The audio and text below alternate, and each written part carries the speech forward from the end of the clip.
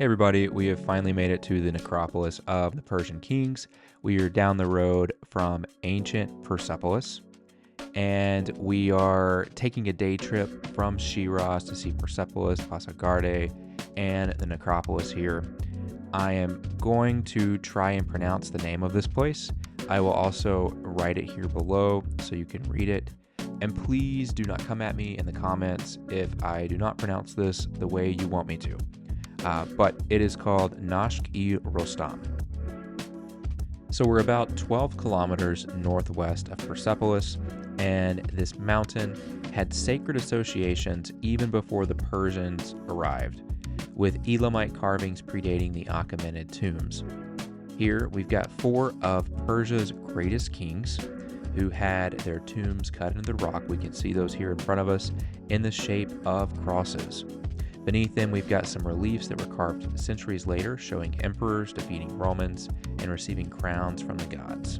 We've also got a stone tower that we'll check out here in a minute that its exact purpose is still unknown. Darius the Great in front of us. Darius the Great.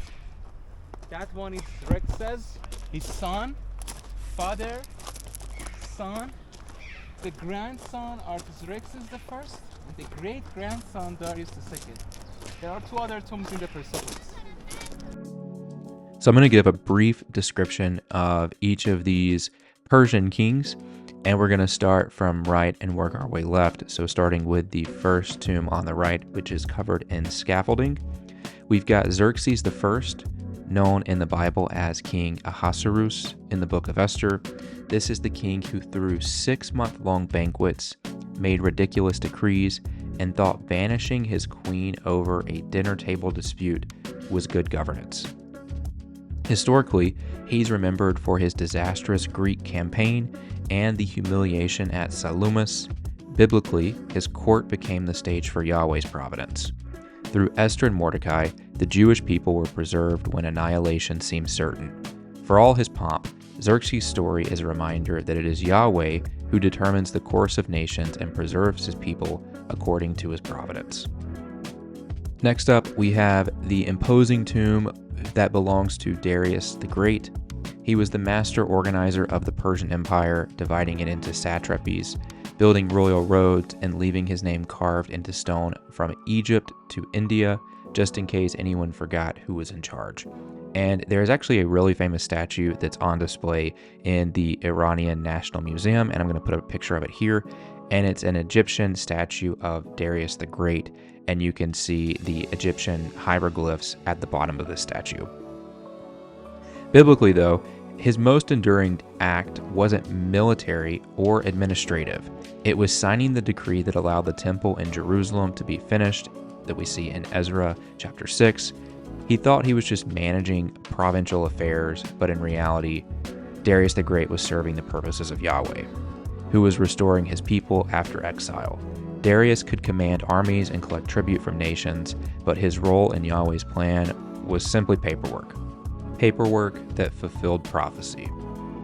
Continuing from right to left, we've got Artaxerxes I, son of Xerxes. His reign wasn't as glorious as his father's parties or his grandfather's conquest. He mostly spent his years patching up what others had broken. But in the Bible, his role is much clearer. It was Artaxerxes who gave Ezra the authority to reestablish the law in Jerusalem in Ezra 7, and who sent Nehemiah with letters and timber to rebuild the city's walls in Nehemiah. In other words, he financed a revival. From the Persian throne, he thought he was issuing routine decrees, but Yahweh was directing those very orders to restore his covenant people. For all his attempts at keeping the empire steady, Artaxerxes' most enduring act was helping rebuild a city he probably never cared to visit. Last up, we have the tomb of Darius II, a king whose reign was more about survival than achievement. He wasn't a conqueror like Darius the Great, nor a headline maker like Xerxes. Instead, his years on the throne were marked by corruption within his own court, endless intrigues, and the slow erosion of Persian authority. The Bible never mentions him, which, considering how forgettable he was, almost feels fitting. Yet, his place in history matters.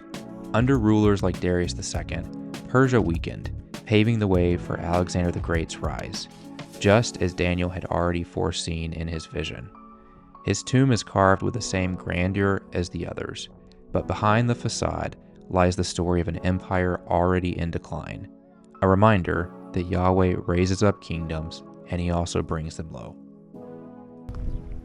So I'm here at the graveyard for the Persian kings. We've got their tombs behind me. So on this side we've got Darius II. The next one's Artaxerxes.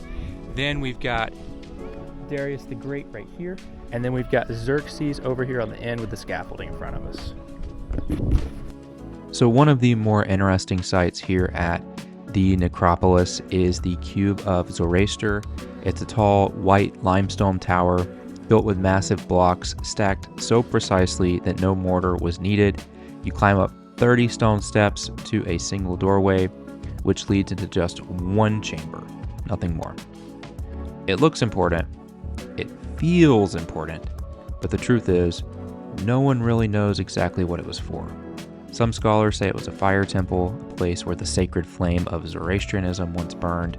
Others argue it was a mausoleum, modeled after tombs in Asia Minor. A few suggest it was kind of a royal archive, a safe house for the empire's most important documents. But the mystery is that, for all the empire's obsession with carving stories into stone, here they left us none. No labels, no inscriptions from the builders, nothing to tell us what this cube meant when it was first raised. And maybe that's why it still fascinates us. Sometimes the silence of history is louder than the words carved in stone.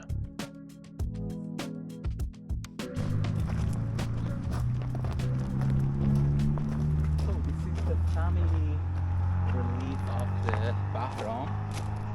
You know, the man in the right side is from Elamite dynasty. It is older than Sasanian, and even it's older than Achaemenid Empire from some 1,000 years ago. But then that man Bahram comes here, put his relief on the old relief of Elamites. The man in the middle is Bahram standing, his sword is in his hand like this. In his right side you can see the Bahram's wife, and 3 persons after wife. You can see some signs at the top of their hats. For example, a lion and a horse at the top of the hat. Can you see it? Mm-hmm. All of them, they have a sign at the top of their hat, and it shows the place that they belong to it. It shows their tribe, for example, where they are come from, for example, in this area. And the 3 persons in the right side, they show this sign to the king. What's the meaning of this sign? I have no clue. Respect. So when you come back to the Alabama, you can just respect your friends like this. The last one, and one of the most beautiful and preserved ones.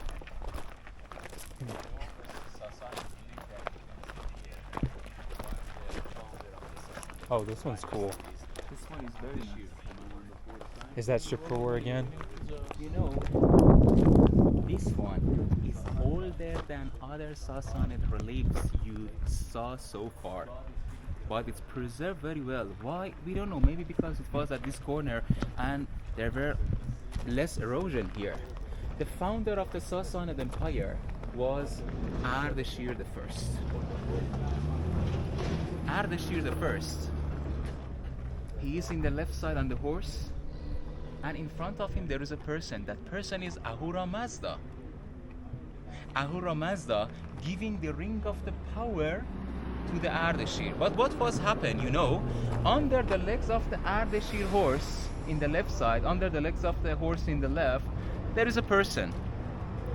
It was a time of the Parthian Empire, and the man under the legs of his horse calls Ardaban the Fifth. At the time of that king, Artaxerxes decided to rise up against that empire. Some Iranians rise up against another Iranians, Sassanid against Parthians, because Sassanid, they were Persian-like Achaemenids, and they want to revive the Persian Achaemenid Empire, and they believe that they are the continue of that powerful empire. So they rised up against Ardaban the Fifth. He made a big army, and also he made a citadel at the top of a mountain for emergency situation. Maybe he was defeated on that war, so he could just go to that citadel and just protect himself. That citadel that he built at the top of a mountain, now it's a World Heritage Site, and it's the first place in Iran that they built a dome over there. So then that Ardavan, the man under the legs of the horse, Ardavan the fifth, he came here in the south and he was defeated and killed, and he showed him under the legs of the horse. The man in the right side is the god Ahura Mazda. Under the legs of the god's horse there is a person. That person is an evil, it's a demon. How we can understand that? Because, you know, look at the hair of the devil. It's like the curly hair, but it's not curly. These are some snakes back to back. Because they want to show this person as a devil, you say? Or evil? What do you say in English? Like- Evil or devil? Like Satan or Satan, something like devil, that. yeah, Devil. Devil is better. So that person is a devil. So, you know, he built this relief like this to say that. As the god killed the devil, I killed Ardavan the fifth. And as the god gave me the ring of the power, my power comes from God. God wants me to be the king. Okay? So in this way, he established the Sasanian Empire, and they want to revive the Achaemenid Empire, and actually they were successful. Sasanian Empire become another famous, powerful empire in our history. cool. This wraps up our time here at the necropolis. If you enjoyed this video, don't forget to hit that subscribe button down below because it helps me continue making content just like this video.